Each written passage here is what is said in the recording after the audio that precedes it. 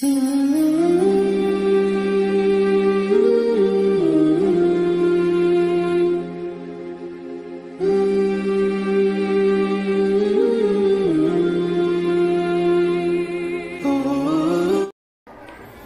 الرحمن الرحیم وَيَسْتَفْتُونَكَ فِي النِّسَاءِ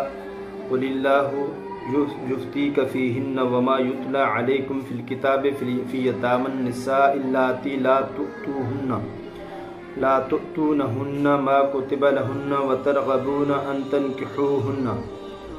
وَالْمُسْتَضْعَفِينَ مِنَ الْوِلْدَانِ وَأَن تَقُومُوا لِلْيَتَامَى بِالْقِسْطِ وَمَا تَفْعَلُوا مِنْ خَيْرٍ فَإِنَّ اللَّهَ كَانَ بِهِ عَلِيمًا۔ یہ آپ سے پوچھتے ہیں یا رخصت مانگتے ہیں عورتوں کے نکاح کی،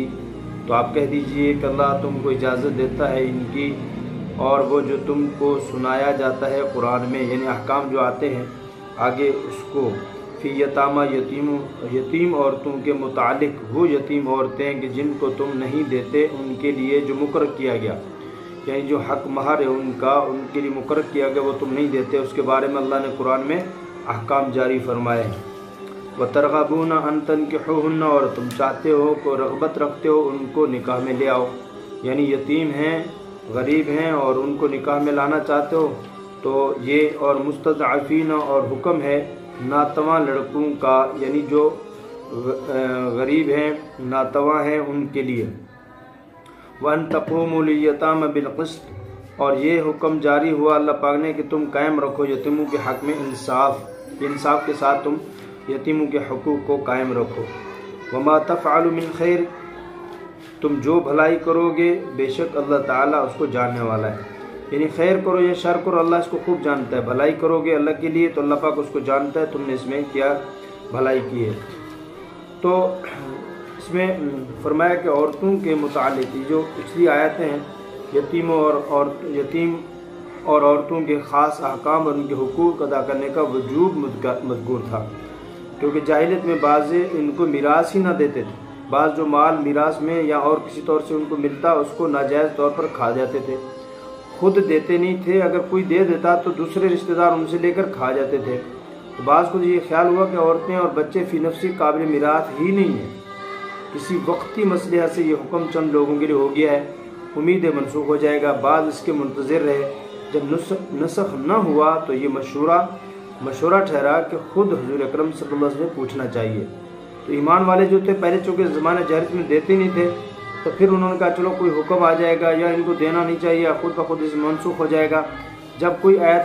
نسخ کی نہیں ہوئی تو پھر انہوں نے جا کر پوچھا حضور علیہ السلام سے، تو حاضر کو پوچھا تو ابن جریر رحمہ اللہ، ابن منذر نے آیت کا سبب نزول اسی سوال کو نقل کیا ہے کہ جا کر پوچھیں عورتوں کے بارے، یہ جو آیتیں ہیں اس کا شان نزول کیا ٹھہرا، صحابہ کا جا کر حضور علیہ السلام سے عورتوں کے متعلق پوچھنا کہ ان کو میراث ملے گی یا نہیں ملے گی، اس کے متعلق جا کر پوچھنا، یہ اس کا یعنی آیت کا نزول یہ سوال ٹھہرا۔ تو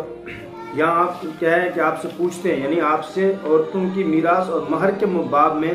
جو حکم دریافت ہے وہ کرتے ہیں، آپ فرما دیجئے کہ اللہ تعالیٰ ان کے بارے میں تم کو وہی سابق حکم دیتے ہیں، اور وہ آیت بھی تم کو حکم دیتی ہے جو کہ اس کے قبل نازل ہو چکی ہیں اور قرآن کے اندر تم کو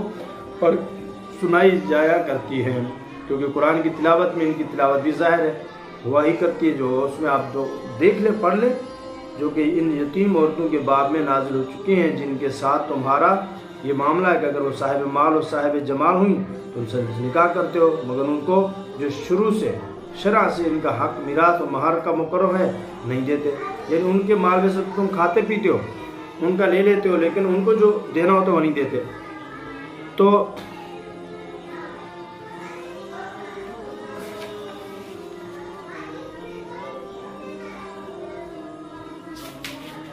جی، اور فرمایا کہ وَإِنِ امْرَأَةٌ خَافَتْ مِنْ بَعْلِهَا نُشُوزًا أَوْ إِعْرَاضًا فَلَا جُنَاحَ عَلَيْهِمَا أَنْ يُصْلِحَا بَيْنَهُمَا صُلْحًا وَالصُّلْحُ خَيْرٌ وَأُحْضِرَتِ الْأَنفُسُ الشُّحَّ وَإِن تُحْسِنُوا وَتَتَّقُوا فَإِنَّ اللَّهَ كَانَ بِمَا تَعْمَلُونَ خَبِيرًا۔ اگر عورت ڈرے اپنے خاوند کے لڑنے سے عورت کو ڈر ہے کہ اس کا شوہر اس کے ساتھ لڑے گا، اس کو تنگ کرے گا، یا جی بھر جانے سے کہ اگر یہ سوال کرتی ہے، مانگتی ہے تو وہ کیا کرے گا، جی بھر جائے گا، بات نہیں کرے گا، فلا جناح علیہما، تو پھر ان دونوں پر کوئی حرج نہیں ہے، ان یصلحا بینہما صلحا، کہ آپس میں کسی طرح صلح کر لیں، آپس میں کسی طرح صلح کر لیں۔ ایک خاص طور سے صلح کر لیں، یعنی عورت اگر ایسے شوہر کے پاس رہنا چاہے جو پورے حقوق ادا کرنا نہیں چاہتا اور اس لیے اس کو چھوڑنا چاہتا ہے، تو عورت کو جائز ہے کہ اپنے کچھ حقوق چھوڑ دے، مثلا نان نفقہ معاف کر دے یا مقدار کم کر دے اور اپنی باری معاف کر دے، تاکہ وغیرہ چھوڑے نہیں۔ یعنی یہ چاہتی ہے کہ میرا یہی شوہر رہے اور یہ مجھے چھوڑے نہیں، لیکن شوہر اس کی ضروریات سے یا کسی وجہ سے دل بھر چکا ہے، نہیں رکھنا چاہتا، تو اس کو کیا کہے کہ بھائی چلو 2 شادی ہیں تو میری جو باری ہے، میرے سے جو رات گزارنی ہے، میرے پاس جو وقت دینا وہ آپ دوسری بیوی بھی مجھے چھوڑے نہیں۔ ہاں چلو یہ کہ خرچہ جو ہے آپ کچھ کم کر دیں، پہلے جو جتنے آدھا کر دیں، چلو آپ کا بوجھ ہلکا ہو جائے گا۔ تو یہ ایک طریقہ ہے صلح کرنے کا، یہ صلح کر لیں، آپس میں صلح کریں میاں بیوی اس موضوع پر۔ اور صلح زیادہ بہتر ہے کہ اس کو چھوڑ دے، وہ کہیں اور در در کی ٹھوکریں کھائے، یا آگے اس کو شوہر کیسا ملے وغیرہ وغیرہ پریشانی، اس سے بہتر ہے آپس میں صلح کر لے، کچھ یہ جو ہے مان لے، کچھ وہ مان لے، یہ زیادہ ہے۔ اور دلوں کے سامنے موجود ہے حرص، اور اگر تم نیکی کرو، یعنی اگر آپ اس طرح کرو گے تو انسان کی طبیعت میں عام طور پہ حرص ہے، نفوس کو طبعاً حرص کے ساتھ اقتران یعنی اتصال ہوتا ہے، جب اس کی حرص پوری ہو جاتی ہے راضی ہو جاتا ہے۔ پس شوہر جب دیکھے گا کہ میری مالی اور جانی آزادی میں جس کی کچھ طبعی حص ہے، کچھ خلل نہیں آتا اور مفت میں عورت ملتی ہے، تو وہ غالباً نکاح میں رکھنے پر راضی ہو جائے گا۔ یا ویسے تھا کہ بھئی 10-20 ہزار اس کا خرچہ ہے، 10-20 ہزار اس کا مشکل ہو جائے گا، وہ کہتی چلو 10 کی بجائے 5 ہزار کر دیں، تو یہ لالچی آدمی چلو کچھ معاف ہو گیا۔ یا وہ کہتی چلو میری آپ جو مجھے خرچہ دے میں اپنا گزارا کر لوں گی، یا مجھے چھوڑے نہیں، تو عام طور پہ طبیعتاً کیا آتا ہے، حرص ہوتا ہے، اس وجہ سے وہ راضی ہو جائے گا، چھوڑ دے گا۔ تو یہاں کہتے ہیں کہ ان 3 آیتوں میں کون سی، ان امرأۃ خافت من بعلہا سے لے کر واسعا تک، آگے آ رہا واسعا تک، جو یہ 3 آیتیں ہیں، واسعا حکیما، یہ اگلی آیت پہ کہتے اس میں جو ہے کیا ہے، ان 3 آیتوں میں اللہ تعالیٰ نے ازدواجی زندگی کے اس تلخ اور کٹھن پہلو کے متعلق ہدایت دی ہے، جو اس طویل زندگی کے مختلف اوراق ادوار میں ہر جوڑے کو کبھی نہ کبھی پیش آ ہی جاتا ہے۔ وہ کوشش نہ کیجیے، وہ باہمی رنجش، کشیدگی اور ایسی چیز کہ اس پر صحیح اصول کے ماتحت قابو پانے کے لیے کیا ہوتا ہے، کوشش نہ کی جائے، تو نہ صرف زوجین کے لیے دنیا جہنم بن جاتی، بلکہ بسا اوقات 2-4 خاندانوں کے بھی ٹوٹ پھوٹ اور لڑائی جھگڑے، یہاں تک کہ قتل و غارت کا معاملہ بھی پیش آ جاتا ہے۔ اور اگر عورت اور شوہر دونوں آپس میں کیا ہو جائے، آپس میں زندگی نظام زندگی کو ایسا بنا لیں کہ ایک دوسرے کے ساتھ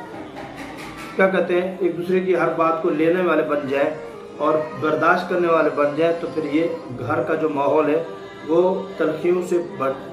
بچ جاتا ہے، جنت بن جاتا ہے، اور گھریلو تلخیاں محبت اور راحت میں تبدیل ہو جاتی ہیں۔ یہ تب ہوتا ہے جب دونوں آپس میں لالچ چھوڑ دیں، دنیوی لالچ چھوڑ دیں،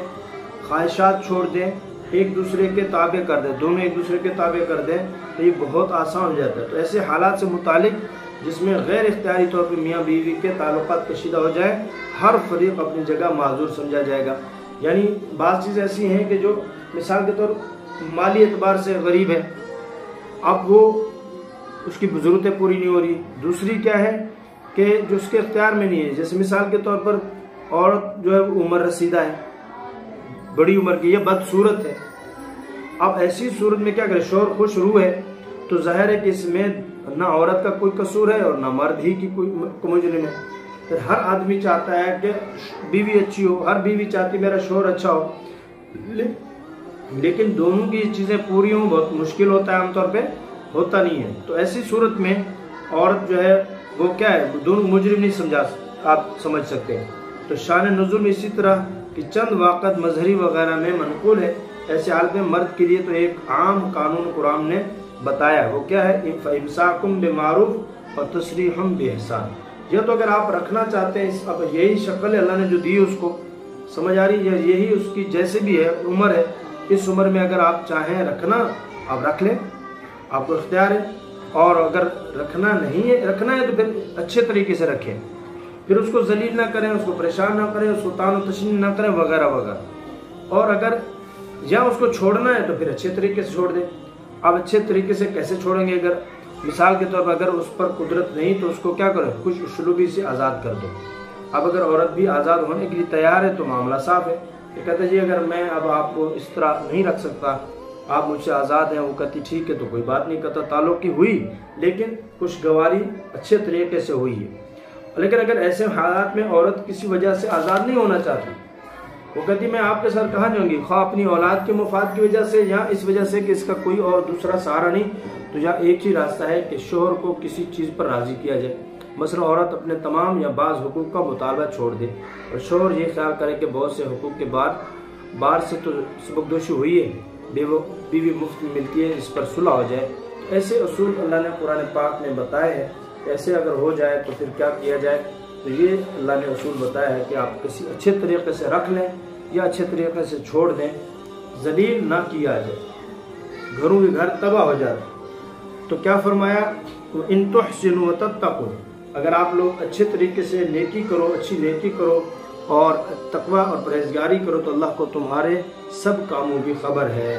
یعنی تو برا کا تو اچھا اللہ اس کو جانتا ہے، تو اچھے طریقے سے کریں. وَلَن تَسْتَطِيعُوا أَن تَعْدِلُوا بَيْنَ النِّسَاءِ، اور تم ہرگز برابر نہیں رکھ سکو گے عورتوں کو، اگرچہ وَلَوْ حَرَصْتُمْ، اگرچہ تم کو حرص ہو. فَلَا تَمِيلُوا كُلَّ الْمَيْلِ، سو بالکل پھر بھی نہ جاؤ کہ ڈال رکھو ایک عورت کو جیسے ادھر میں لٹکی ہے، ایک جو ہے معلقہ تھی بیچ میں، فتدر، ایک کو ایسے نہ کرو. سمجھ آ رہی کہ ایسے کر کے چھوڑ دینا ایک عورت کو کہ وہ نہ ادھر کی ہو نہ ادھر کی. جیسے کہ بعض لوگ آج کل ایسے ہوتا رہتا ہے، آپس میں ناچاقی ہوئی کہ جی اس بیوی کو میں نہیں رکھنا چاہتا. بھائی جب نہیں رکھنا چاہتا تو کیا کر؟ طلاق دے دیں. جی میں طلاق بھی نہیں دینا چاہتا. اسی طرح اس کے سر پہ چاندی آ جائے، بال سفید ہو جائیں، کچھ بھی ہو جائے، میں اس کو چھوڑنے کے لیے تیار نہیں. تو ایسی جو صورت ہے کہ نہ تو چھوڑ رہا ہے اور نہ اس کو رکھ رہا ہے،